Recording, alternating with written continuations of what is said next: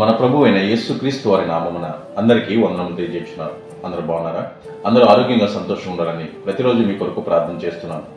2025 సంవత్సరం జూన్ నెల 5వ తారీఖున తండ్రి అయిన దేవుడు పరిశుద్ధ గ్రంథం నుండి ఈరోజు మన కొరకు వాగ్దానము పంపినారు. అదేమనగా యెషయా గ్రంథము 51వ అధ్యాయము 16వ వచనంలో ఇలా వ్రాయబడింది, నా చేతి నీడలో నిన్ను కప్పి ఉన్నాను. అవును, దేవుడు ఆకాశమును స్థాపించినట్లు భూమికి పునాది వేసినట్లు మనకు తెలిసిన విషయమే.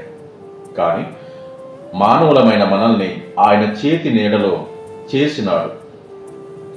అంతేకాకుండా మనకు ఏ అపాయము కలగకుండా ఆయన చేతి నీడలో మనల్ని సంరక్షిస్తున్నాడు. కనుక మన నోట ఆయన మాటలు, మన హృదయంలో ఆయన ధ్యానంలో ఉంటే ఆయన సంరక్షణలో మనము బ్రతుకోగలము. బ్రతుకు ప్రయాణము క్షేమంగా సాగుతుంది. ఇంతటితో ఈ పరిశుద్ధ వాక్యము మన జీవితంలో నెరవేరేలాగున దేవుని దీవించునుగాక. ఆమేన్. Praise the lord.